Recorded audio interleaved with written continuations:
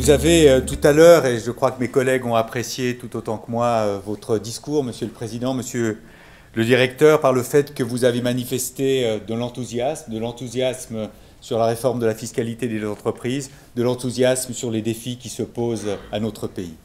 Je crois que cet enthousiasme, il faut le souligner parce qu'il tranche avec le murmure de ce que nous entendons ici ou là, sur le fait que Genève, d'une certaine manière, que la manière dont elle mène le dossier sur la fiscalité des entreprises d'une autre manière serait en train de faire fausse route, serait en train de perdre son temps, serait en train de louper des occasions et des opportunités.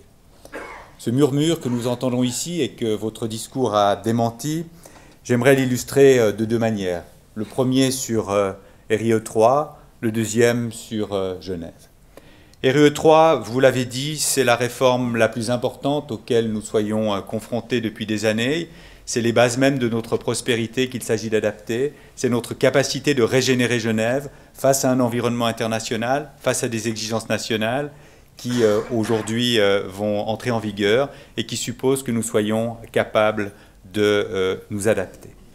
Ceci, nous l'avons fait en fixant un cap il y a fort longtemps. Nous étions d'ailleurs les premiers à le faire, en indiquant que dans ce combat, il s'agissait de fixer un objectif, celui d'avoir un taux d'imposition qui permette tout à la fois de préserver l'existence des entreprises à statut, des entreprises multinationales à forte valeur ajoutée, créatrices d'emplois, tout en permettant aux autres entreprises, celles qui ne bénéficiaient pas de ces statuts, d'avoir un taux unifié qui leur soit plus favorable.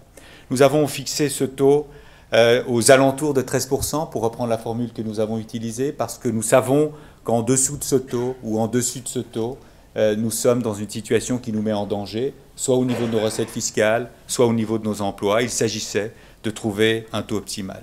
Nous avons fixé une méthode et nous avons fixé un calendrier.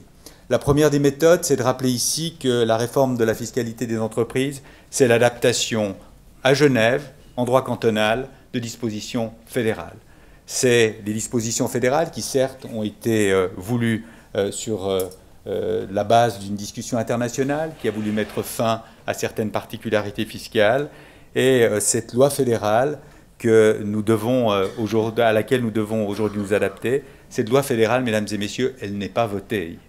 Et il est difficile pour le Conseil d'État genevois de prévoir des législations d'application d'une législation fédérale qui elle-même n'est pas votée. Quand sera-t-elle votée? Elle le sera au Conseil des États le 30 mai prochain. Elle le sera, messieurs les conseillers nationaux, j'aperçois peut-être d'autres personnes que j'ignore et qui siègent dans ce grémium, le 6 juin prochain. Nous serons donc fixés à cette date sur les règles fédérales qui s'imposeront à l'ensemble des cantons. Et comme la totalité des cantons suisses, à l'exception d'un seul, certes c'est notre voisin, nous avons décidé d'attendre qu'une loi fédérale soit votée, que les principes soient fixés pour que nous puissions ensuite adapter notre législation cantonale. Et nous avons voulu le faire en respectant le taux qui a été indiqué, que nous avons indiqué depuis un certain nombre d'années, et nous le faisons avec une méthode qui consiste à réunir les différents partenaires sociaux, sous la houlette de notre collègue et de mon collègue Serge Dalbousco ici présent, à qui je rends hommage parce que depuis 2 ans et demi, il a d'abord consacré l'essentiel de son énergie à ce qui était important, celle de pouvoir influer sur le discours national pour faire valoir au Conseil national, au Conseil des États, les arguments qui sont ceux de la place économique genevoise, la spécificité de la place économique genevoise qui est particulièrement impactée. Elle est particulièrement impactée dans la mesure où près d'un tiers des recettes fiscales, plus d'un tiers même des recettes fiscales des entreprises à statut de l'ensemble de la Suisse se fait autour du lac Léman. C'est ce cadre-là, qui sera connu à la fin de ce mois, au début du mois prochain, nous permettra ensuite d'adapter cette législation et nous le faisons avec le souci du consensus, du partenariat social que vous célébriez tout à l'heure, dans la mesure où nous avons réuni sous la houlette de Serge Dalbousco et de 2 autres de nos collègues, Pierre Maudet en charge de l'économie et Antonio Hodgers en charge de l'aménagement, pour trouver un consensus le plus large possible, pour permettre ensuite, dans une votation populaire, car il y aura une votation populaire, de pouvoir adapter notre législation et de le faire sereinement en ayant conscience que nous avons une responsabilité qui n'est pas seulement la nôtre, qui n'est pas seulement une responsabilité politique, mais qui est une responsabilité générationnelle à l'endroit des entreprises, à l'endroit de l'emploi et à l'endroit des générations qui nous suivront et qui doivent pouvoir bénéficier de la prospérité qui est la nôtre. Nous avons fixé un objectif, nous avons fixé un calendrier, nous avons fixé une méthode,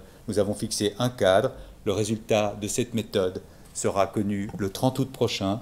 C'est à la date à laquelle le Conseil d'État déposera son projet de loi et le Parlement ensuite aura le dernier mot avant que le peuple se prononce. Nous n'avons pas expérimenté d'autres méthodes pour une raison simple. Nous sommes dans un canton qui, vous l'avez dit, de temps en temps a une propension à user du référendum et des droits populaires jusqu'à l'abus. Nous allons voter pour la 3e fois sur les forfaits fiscaux, alors même que les résultats des précédentes votations étaient relativement nets. Nous ne voulions pas, mesdames et messieurs, demander au peuple genevois de voter à 6 mois d'intervalle 2 fois sur la réforme de la fiscalité des entreprises, parce que les enjeux étaient trop importants, parce que la campagne que nous allons devoir mener sera trop importante, et parce que la génération qui nous suit, elle, a droit à des réponses qui soient stables et qui soient prévisibles. Dans votre discours, je le disais aussi, je n'ai pas entendu ce murmure que l'on entend ici ou là sur Genève. Non plus sur la fiscalité des entreprises, mais sur Genève. Nous entendons toutes sortes de choses qui circulent sur Genève, alimentées par, ici ou là, des personnes plus ou moins bien intentionnées. J'étais interrogé il y a quelques jours par un média qui voulait m'interroger sur le déclin de Genève, un média qui, ces 15 dernières années, a perdu 30% de son audience et qui essayait d'accréditer l'idée que Genève, qui durant la même période a augmenté son PIB de 50%, était un canton en déclin. Mesdames et messieurs, j'aimerais ici rappeler quelques faits. Quelques faits, non pas pour s'auto-célébrer. Ces différents éléments, c'est des résultats collectifs qui sont ceux de l'économie privée, qui sont celles des politiques que l'on mène, qui sont celles des citoyens et des citoyennes, dont beaucoup sont dans cette salle, qui s'investissent tous les jours à la tête de leurs entreprises, à la tête des combats qu'ils entendent mener, des combats privés comme des combats collectifs. Mesdames et messieurs, Genève, canton en déclin. Nous avons 76 000 emplois dans les entreprises multinationales, c'est-à-dire un emploi sur 4. Nous avons un PIB par habitant qui est de 103 000 francs à Genève. La moyenne suisse est à 78 500 francs. Nous avons un montant d'exportation dans notre canton qui est le plus élevé de Suisse après le canton de Bâle. Chaque équivalent plein temps dans notre canton génère 60 000 francs d'exportation.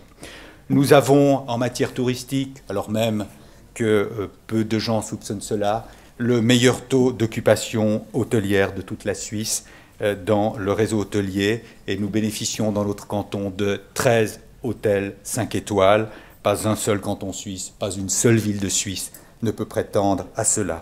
Nous avons le pouvoir d'achat le plus haut de Suisse romande, le 5e de Suisse. Nous avons des enjeux économiques qui se manifestent en matière mondiale. Nous sommes la première place en matière de financement du négoce.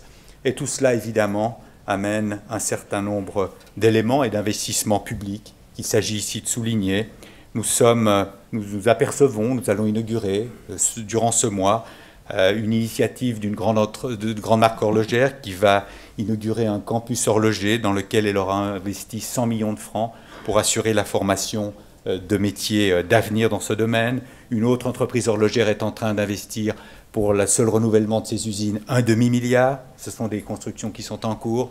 Nous venons d'inaugurer, à la faveur d'une grande entreprise internationale, un site international sur le trajet, sur les bordures des rails de train de la gare de Cornavin, qui a inauguré le siège de cette nouvelle entreprise dans laquelle elle a investi 170 millions. CFF Immobilier, une autre entreprise parapublique, Madame la directrice de la Poste, va investir 750 millions dans des projets immobiliers à la Praille, etc., etc.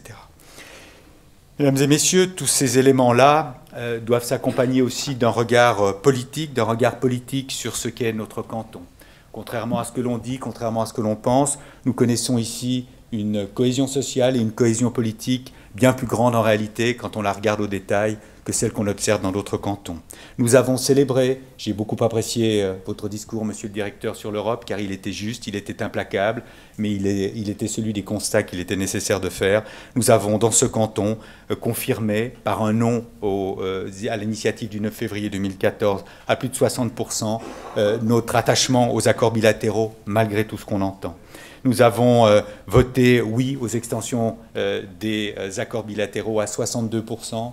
Guère étaient les autres cantons qui peuvent se targuer d'un tel chiffre, lorsqu'en 2009, il a fallu l'élargir à la Bulgarie, à la Roumanie, etc., etc. Quand il s'agit de célébrer des projets qui sont des projets d'avenir, comme nous l'avons vu il y a encore 2 mois de cela, le 28 février, lors des votations, nous avons confirmé dans des majorités absolument démentielles, 68% dans le cas précis, notre volonté de construire et de déplacer la caserne des Vernets pour y construire des logements au centre-ville. Nous avons voté d'autres déclassements qui démontrent aussi notre volonté de nous inscrire dans l'avenir. Mesdames et messieurs, si je vous dis tout cela, ce n'est pas pour glorifier Genève, on pourrait encore dire mille choses sur la qualité de la vie, qui, à Genève, nous permet de bénéficier d'un territoire préservé, qui nous permet aujourd'hui d'avoir des lignes directrices en matière d'aménagement. Nous sommes l'un des 3 seuls cantons suisses qui a aujourd'hui un plan directeur qui a été accepté par la Confédération.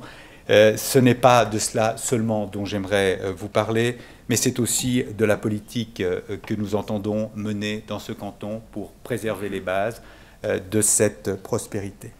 Nous avons fait un choix qui est un choix difficile, car Genève, vous le savez, est un canton qui a une faiblesse intrinsèque, c'est le montant de sa dette publique. Cette dette est importante, mais nous avons fait un choix politique qui est un choix politique délicat et difficile, celui de privilégier l'idée que Genève doit sa prospérité à des investissements, qu'il faut préserver, développer notre capacité d'investissement, tout en étant capable de contenir notre budget de fonctionnement et de faire en sorte que notre déficit soit contenu pour ne pas accroître cette dette. Cette dette, dont j'aime à rappeler, mesdames et messieurs, qu'elle était à la fin du siècle dernier, très exactement du montant de celle dont M. Dalbousco, avec l'ensemble du Conseil d'État, a présenté les chiffres il y a quelques jours à la faveur du dépôt des comptes. C'est une dette qui est une dette ancienne, mais nous avons fait le choix et le pari sur l'avenir d'investir parce que nous avons conscience du fait que ce canton a besoin justement d'investissement. Mesdames et messieurs, quand on parle d'investissement et quand on parle de volonté, nous sommes en train de réaliser le plus important chantier de toute l'histoire de Genève. Luc Bartassa s'en occupe avec beaucoup de volonté, c'est celui du CEVA. Et malgré tout ce qu'on dit, malgré tout ce qu'on entend, le CEVA est aujourd'hui, en termes de délai comme en termes de coûts, dans les clous, selon les prévisions qui ont été faites. Et c'est quelque chose qui permettra d'améliorer, Madame la directrice de la Poste, vous avez raison de dire que Genève a quelques améliorations en la matière à faire, notre situation. Ces éléments d'investissement se doubleront d'autres éléments. Là aussi, à l'initiative du conseiller d'État Luc Bartassa, mais aussi Madame la conseillère d'administrative avec l'appui de la ville, nous allons présenter cette semaine encore les nouveaux projets d'extension de la gare. Nous sommes en train de construire un nouvel hôpital. Nous sommes en train de réaliser une nouvelle faculté de médecine.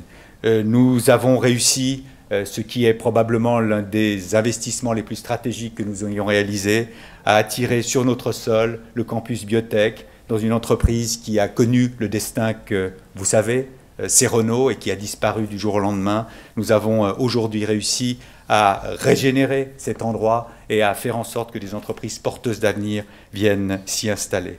Nous avons des investissements qui sont colossaux aussi dans le domaine de la Genève internationale. La Genève internationale, c'est l'ADN de notre ville, c'est ce qui fait sa spécificité, c'est ce qui fait que cette ville est plus connue à l'extérieur qu'aucune autre ville de cette taille. Ces investissements, mesdames et messieurs, seront importants grâce à l'appui de la Confédération, grâce à l'appui du canton, grâce à l'appui de la ville. Et je vous salue, Madame Salerno, tout spécifiquement, parce qu'il n'était pas forcément évident que la ville de Genève s'implique, elle aussi, sur la rénovation, par exemple, du Palais des Nations. Nous avons décidé de travailler ensemble, Confédération, canton, commune. Mesdames et messieurs, dans les 5 années qui vont venir, il va se dépenser à Genève pour les organisations internationales plus d'argent qu'il ne s'en est dépensé durant les 52 dernières années.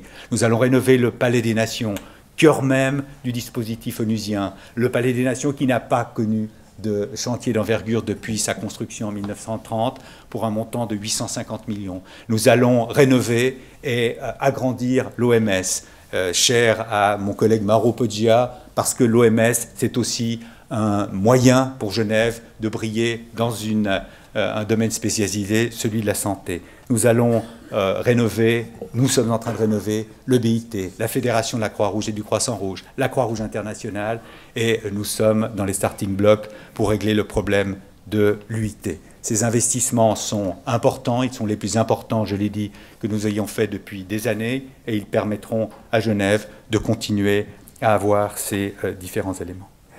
Dernière chose sur ce que j'entends sur Genève, mesdames et messieurs.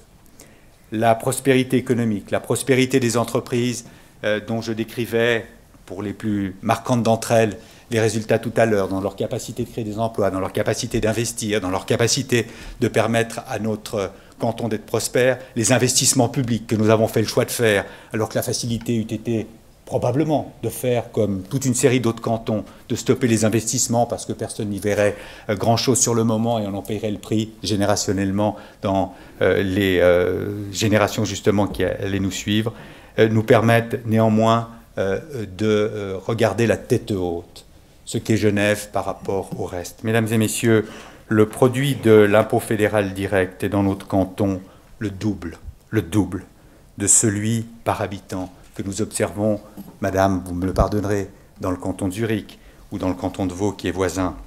Nous allons, mesdames et messieurs, et nous avons ces 8 dernières années versé au titre de la péréquation financière, c'est-à-dire de l'aide que nous donnons aux cantons qui sont plus défavorisés que nous ne le sommes. Ils sont nombreux, il n'y a plus que 5 cantons qui contribuent à la péréquation. Schwyz, Zug, Zurich, Bâle et Genève. Tous les autres, sans exception, sont des cantons qui sont aidés. Mesdames et messieurs, nous avons versé ces 8 dernières années 2 milliards de francs suisses pour pouvoir permettre aux autres cantons d'être dans des éléments qui leur permettent, eux, d'être aidés. Nous allons verser cette année 245 528 000 francs au fonds de péréquation qui nous permettront de pouvoir regarder la tête haute les autres cantons et les autres cantons qui parfois sont pris en exemple. Pourquoi je vous dis tout cela, mesdames et messieurs?